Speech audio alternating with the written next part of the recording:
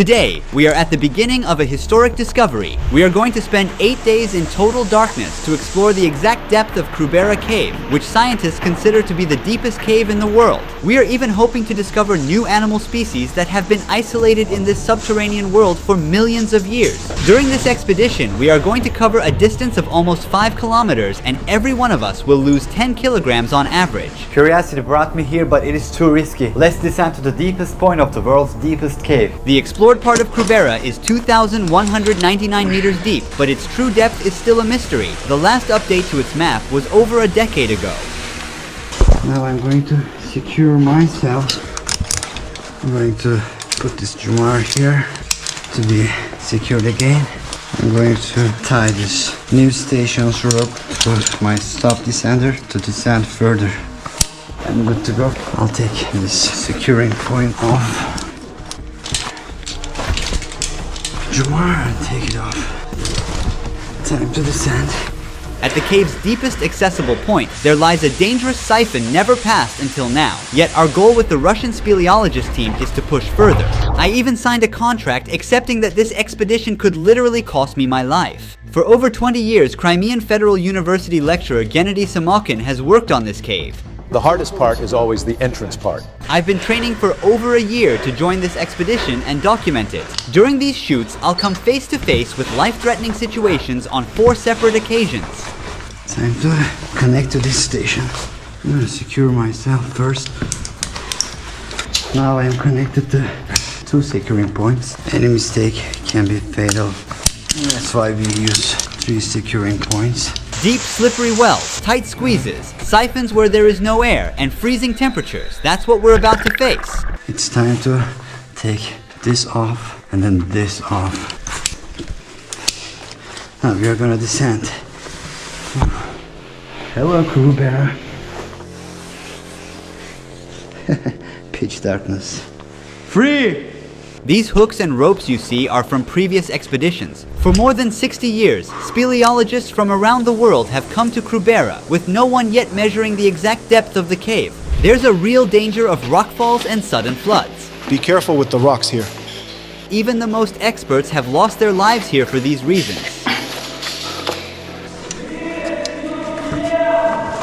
Okay. With the help of NVIDIA Studio and GeForce RTX GPUs, we've brought the first ever detailed 3D map of Krubera Cave to life. More on them later, but on this map you can see 5 main camps at different depths of the cave where we'll sleep. The camps are set up in a way that they are only 8-hour moving distance far from each other. We move 8 hours a day, then rest.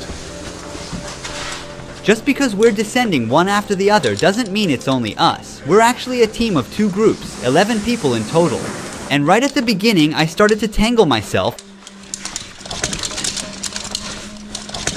Because of confusion, I forgot to put my stop descender on and carelessly unlocked my most vital securing point.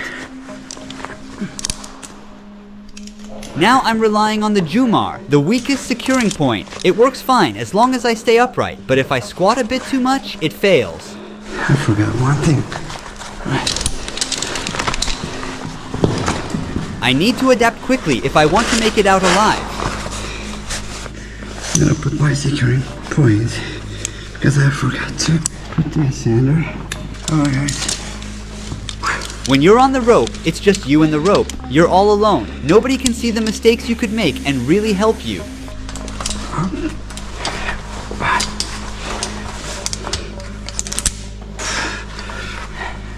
Oh. This pedal got away from me. I need to put it back on. If I fall from here, I don't think I'm gonna be alive.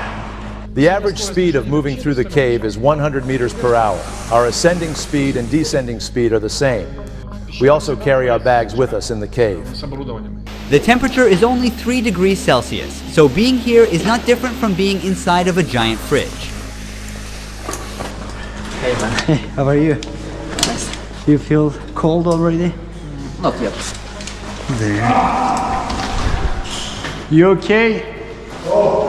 This is where a sheep met its tragic end, falling from the lush valley above down hundreds of meters into the darkness below. The sheep is under the soil. They covered it because they wanted to prevent the smell. Now we are about to get through a tight squeeze. As its name suggests, you have to make yourself as small as possible and crawl inside. Let it go. I'll go after it.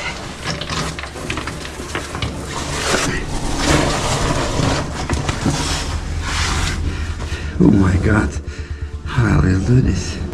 I have to go sideways like this. Krubera Cave is in the Arabica Massif of South Caucasus, 15 kilometers away from Black Sea. Arabica is one of the largest and highest limestone formations in the mountains, providing an ideal environment for the development of such an immense cave. The cave was formed and carved by underground streams and rain, creating both massive, steep wells as well as narrow, long tunnels.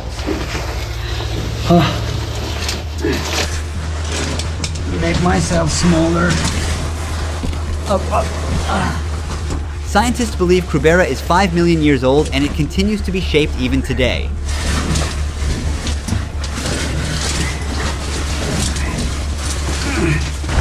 These squeezes are very hard. They say don't feel claustrophobia until you get stuck.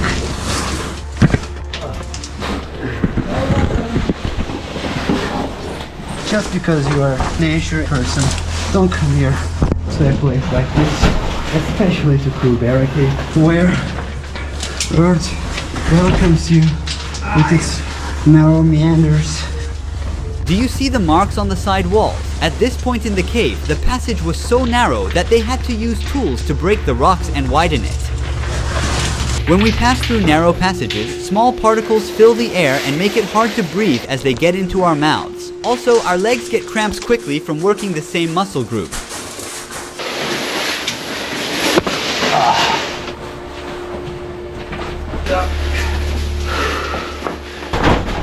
It's better if you go slow. Here you can see the wire. This wire goes for 2,000 meters Yes. and allows the phone to work. Unfortunately, some broken somewhere. It was likely damaged by a recent flood. We're completely cut off from the outside world for the next 8 days. We have two possible ways here. Yes. And there is an arrow on the wall that shows the correct way.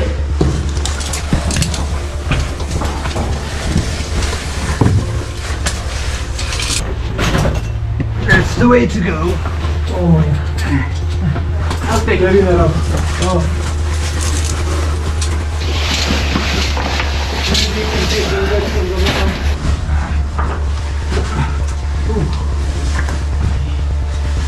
Very narrow, man.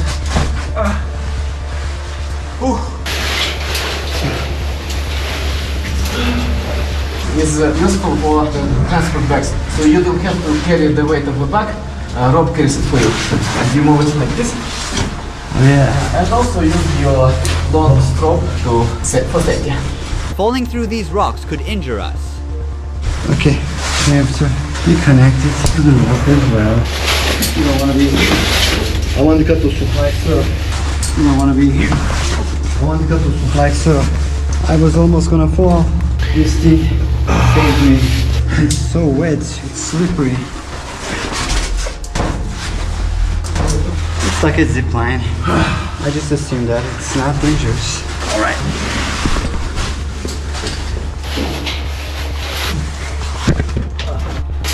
The big well starts. How you feel, Odak? I took the pill, so it's easy now. What type of a pill? A painkiller.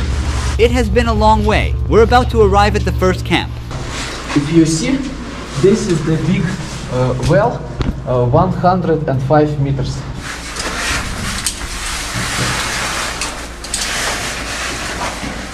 It feels like it's 3 times bigger. Thinking about ascending 2 kilometers back to the surface makes me feel overwhelmed already. The rope fibers got stuck in the stop descender mechanism. If I couldn't get them out, I would have to leave the stop descender here, and I wouldn't be able to go down any further. I would have to quit and climb back up.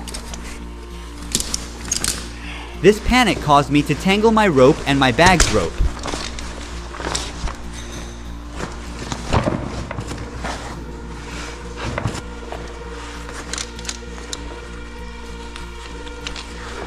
Free. We did about 70% of this well. Which is like how many meters? 80 meters, I guess. This place is really scary now. My headlamp does not even lighten up beyond my shoes. All I can see is endless pitch darkness, which makes me a bit uneasy. At least it helps me stay focused on what's right in front of me. It's all about having a little faith. Yeah, I can do this.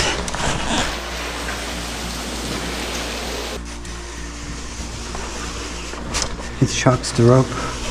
Intense shock loads on the ropes from sudden falls like these can break the rope because of the high tension. It can also seriously damage my spine. But it doesn't go very smooth.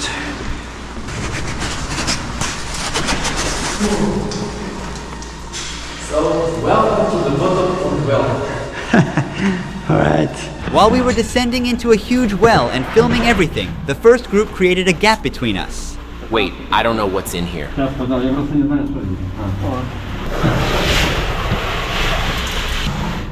I don't fit here.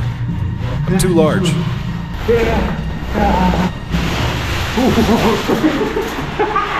Look at all the rocks. I think they dropped from the ceiling.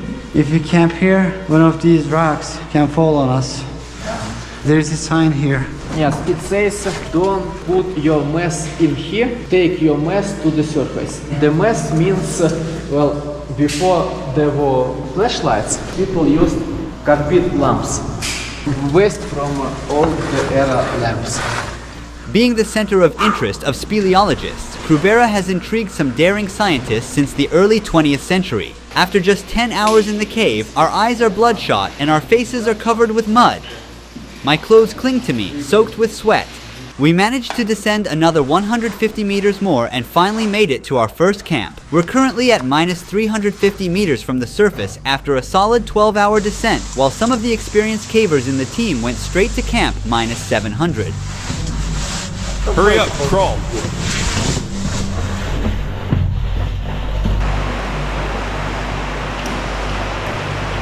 Where could I put this? Hang it over there. Got it. Like drying them off in the sun, huh? Yeah. Gennady is very optimistic about the possibility of discovering a new animal species at the bottom of the cave. I can't stop wondering what we will discover. My boot's on fire. Is that your boot? Take this one. We should put the kettle on. Let's warm up the tent first. Then dry our socks. Now, everyone is busy drying out their damp clothes and repairing their gear.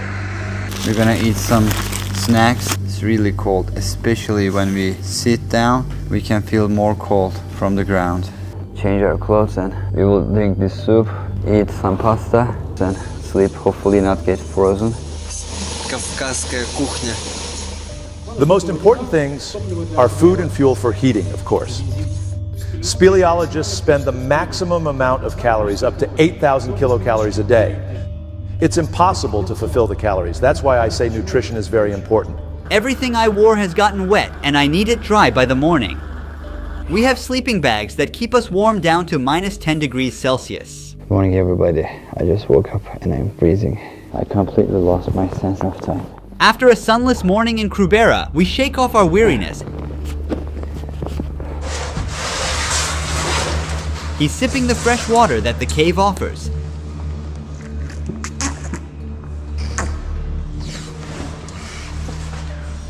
Everybody gears up for the descent. How are you feeling? Better than yesterday, I'm feeling a little more combative. I'm gonna put on my thermal underwear, then wear this costume, wear my boots, my waterproof gloves, my helmet. This is my harness. Hey everybody. You look like Terminators. Horizontal tunnel.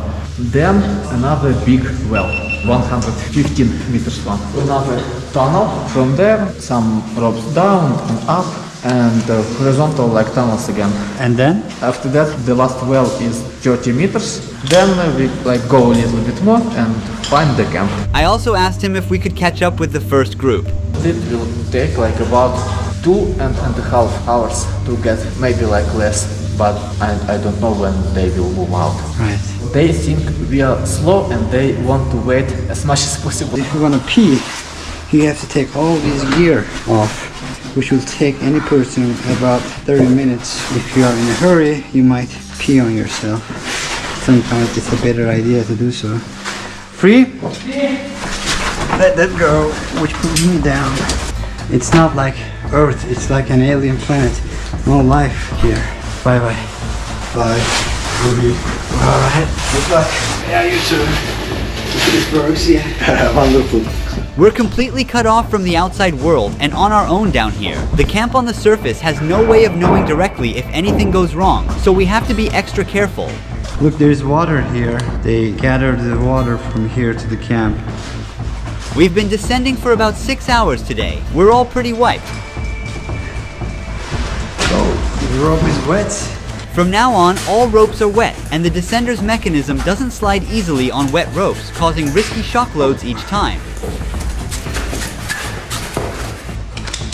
Breathe. Another tunnel, huh? He is shaking from the cold. I asked for another break. You have to rest, but you cannot rest long enough to start freezing.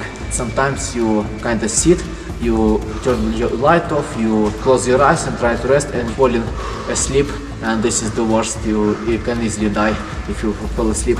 So no matter how hard it is, how difficult it is, you just have to push yourself. So we've decided to rest at camp -700 before pushing to camp -1400. Here is our home for tonight. It looks like everyone has gone ahead already. Our guide is going to prepare some lunch, dinner, whatever it is. I don't know what time it is. My brain is so tired.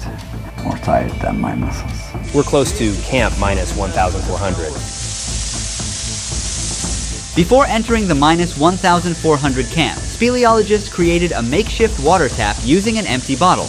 The group ahead has also reached their new campsite at -1400. Why are you pointing at the tent? It's going to fly off your hand.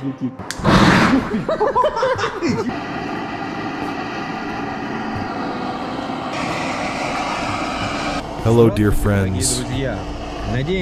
We hope everybody is alive and well. We hope you haven't lost your team spirit. We believe that you will succeed and you will be able to find something beautiful for this underground world. We look forward to seeing you soon. With our love, your friends. There's nothing like a cold cave shower under a waterfall to wash off the mud, sweat, and exhaustion after days of exploring. The water's not that cold. You feel warmer if you get used to it. All right. After a rough sleep, some are stretching their tired muscles, others are putting on their gear. Everyone is getting ready to dive further into the depths of Krubera. His knee pads are torn. He will stitch up new ones.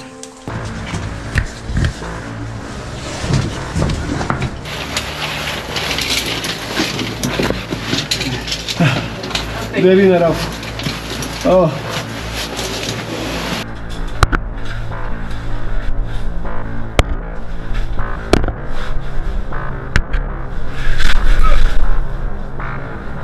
Everybody, let's keep going. This is the right way.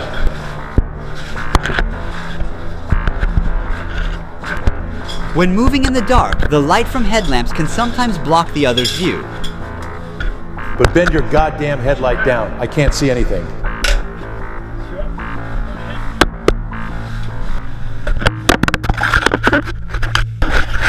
That's enough. I hate this camera. While I was waiting to descend, my headlamp battery ran out. Oh, my battery is finished.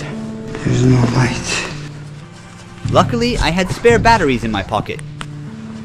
At the very bottom of the cave, we did a topographic survey and we recorded everything with the camera. As we go deeper into Krubera, I wonder how the animals have evolved here in the darkness. So far, I haven't crossed with any creature. But it makes me think where there's water, there's a chance for life to exist. Cave is so wet now. In the cave, your biological clock is always off. Without clock, automatically switch to 40 hours day. 40 hour daytime. Yes, so they like awake for 20 something and sleeping for 16 like something.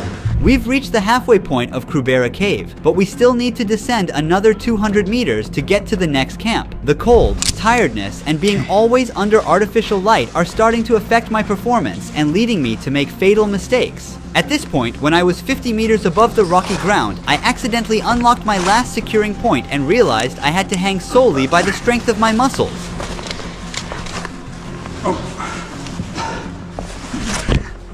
I forgot putting my descender on. Every second my muscles are getting tired. If I fail to lock my carabiner and fall, I will certainly lose my life. The way I attach the carabiner is extremely risky and it could open at any time. I also got my glove jammed. Right.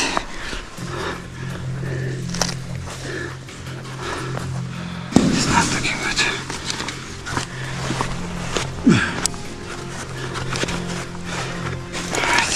It requires full dedication. One small mistake can kill you. Now I'm good to go.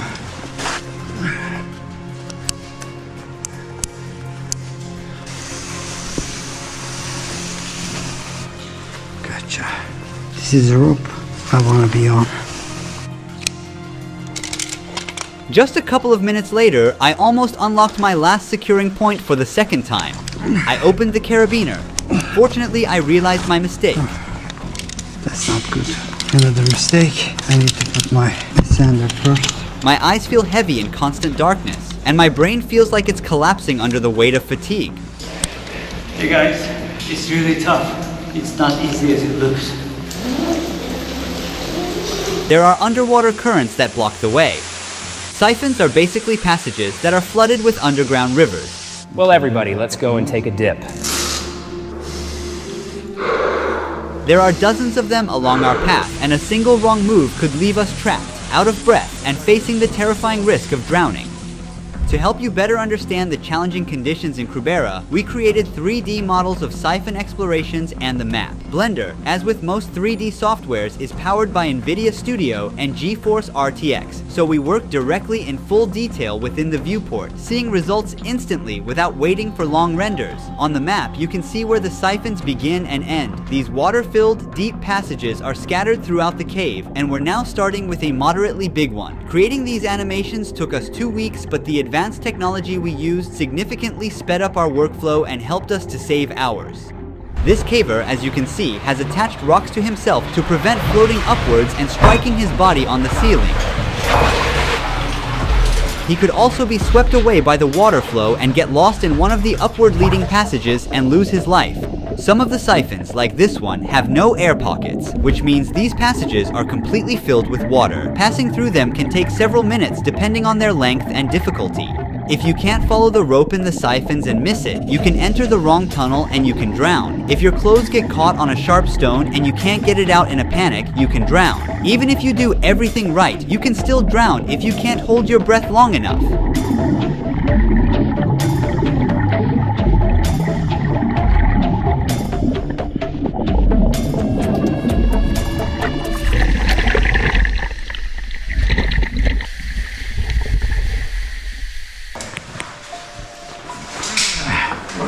We made it back to the camp at -700 after a 6-hour exhausting climb. I was starting to lose focus from the cold and exhaustion, so the speleologist didn't think it was safe for me to keep going and asked me to wait for them back at camp. Thankfully, there's enough water and snacks here to keep us going for the coming days. Oh, these are the mats, huh? Bingo. The sudden and powerful flooding at camp -1640 lifted the leftover mats off the ground, leaving them stuck high above. It looks like this place was totally submerged.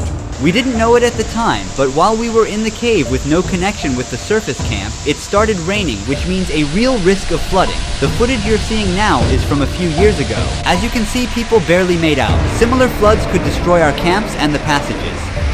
Everybody got so wet. Look how we dry ourselves off. It's a good idea. After a wet and chilly night in the cave, the speleologists are preparing their gear for the big days ahead. They will measure the exact depth of the cave and might even discover new animal species unknown to mankind. Minus 1,640. Let's get started. The sharp icicle-like structures hanging from the roof are called stalactites. These formations grow incredibly slowly, typically less than 10 centimeters in 1,000 years. They form when water drips down and calcium carbonate deposits build up over time. Is there any space for me there? Yeah. The team is extra careful to avoid damaging them.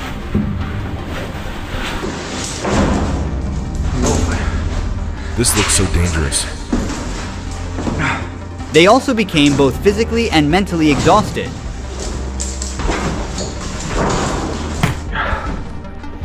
It is too low. It needs to be higher. We will hang out more laundry. Finally, they made it to camp minus 1,960, which is the last and the most uncomfortable camp due to its limited space. Is it okay if I pee on you? The team was unable to even stand up properly the entire time they were in this small gallery. The camp is minus 1,960 meters down. It's one of the deepest camps in the world. Some of us are soaked entirely, and we all have bruised eyes. Some went down to minus 2,080 already. The camp, of course, is not very comfortable here. The flood constantly washes away all the mats.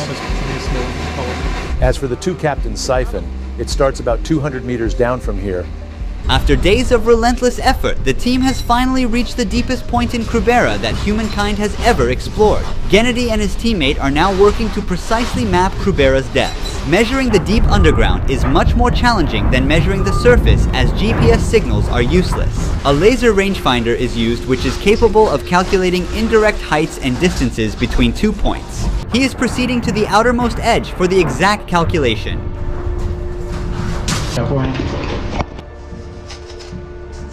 The device has a special compass board and is used with a plastic battery instead of a regular one to reduce magnetic errors.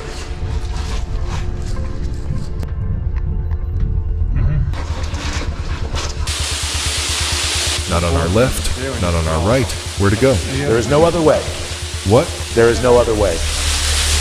I understand. He has to get wet for this calculation.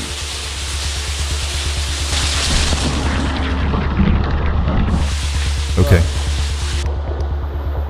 Once they exit the cave, they will make the total calculation and issue an official statement regarding the cave's actual height. They are near the two captains' siphon, the deepest siphon in the world. This is the endpoint. They're preparing the gas tanks to dive into the deepest point of the cave, equipped with a precision measurement device to record the cave's depth. Gennady also carries numerous bait traps. He hopes to discover a new animal species yet unknown to mankind. We have to be careful here. Let's see the results. Let's see if anything lives down there. Now the team is getting inside the siphon's deep, cold, and murky waters.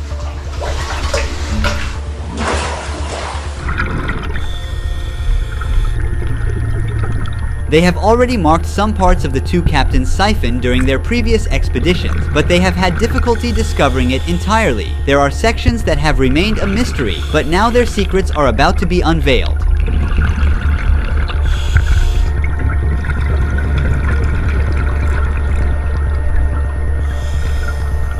He tied a few bait trap bottles to the rope so as not to lose them. On their way back, they didn't notice it, but the camera captured it. A small, completely transparent animal was lurking in the water. Then another animal showed up, but that also went unnoticed. What is this? These animals are blind due to the absence of light. Fortunately, the team managed to capture an exceptionally unique animal in the trap. They also encountered another highly distinct-looking animal purely by chance. The footage you're seeing has never been captured before. There it is. There is the fish. Let's not lose it.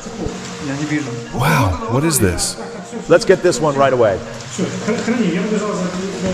If these animals are unique to this cave and have never been spotted before, these findings will be added to the precious library of human knowledge, a significant step for mankind. We have documented them on video. Most of these creatures are transparent as they have evolved in total darkness. But the other creature they pulled from the trap is not a new discovery. It was identified in 2013 and it only lives in Krubera Cave. Its name is Gammarus kruberian. Amazing news. I'm just in shock. I'm realizing that we live in a beautiful world.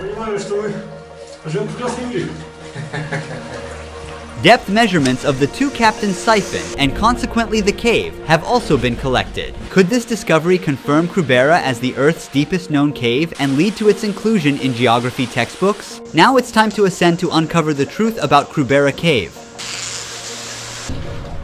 Oh my god. How long do you think we will wait then? I think like 1 hour maximum. We had already put our caving suits back on at the time they had predicted they would arrive and patiently waited for them. Yeah,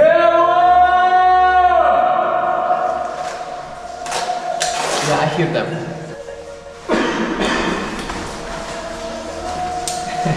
They're coming! Yeah, they're coming.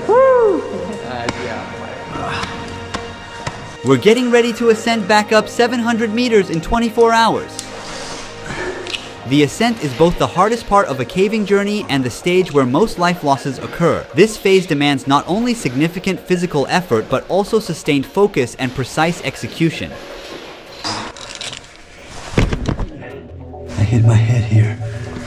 Insects started to appear.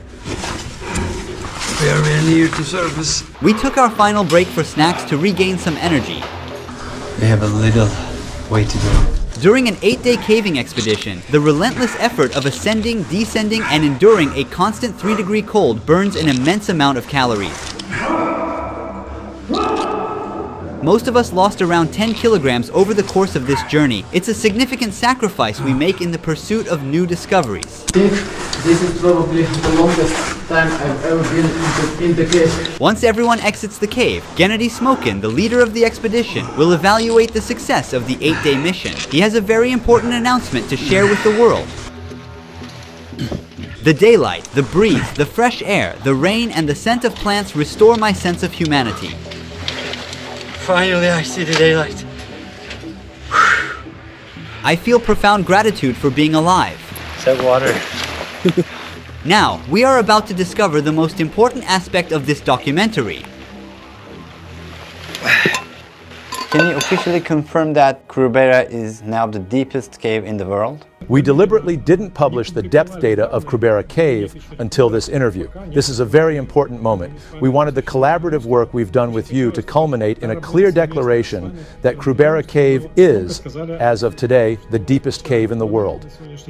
The computer calculated the margin of error for us, which was around 0.1%. Today, we can confidently state that with our methodology, the depth of Krubera Cave is 2,224 meters, including the siphon and the upper entrance, which is 3 meters higher than the Arabica Massif. This means the margin of error is approximately 10 meters. This year, we also collected samples of crustaceans and sent them for analysis. You also discovered some creatures during the exploration. Could you share more information about them? Have you completed their taxonomic classification, or is the research still ongoing? We discovered some really interesting findings this time. What is really important is that these data that we have collected are unique. This is because almost no one has ever worked at such depths. But their exact species identification is not yet determined.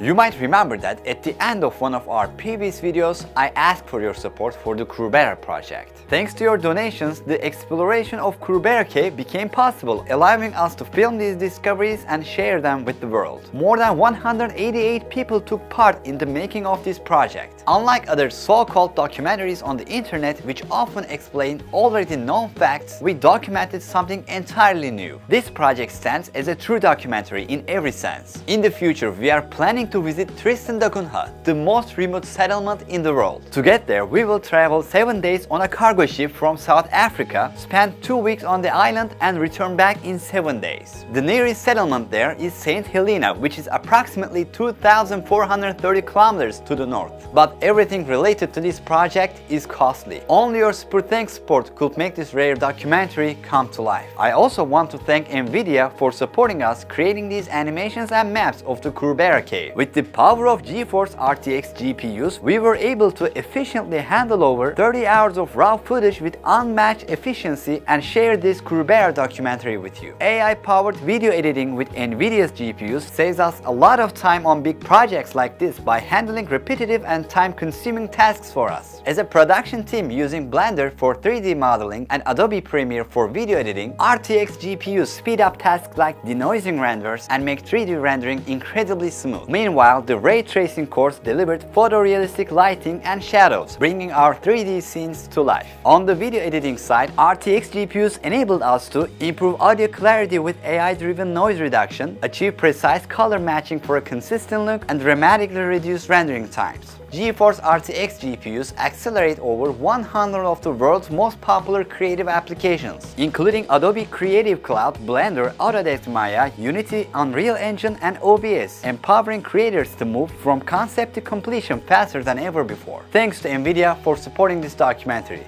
Thanks to you for supporting the channel. Ruhi Çenet was here.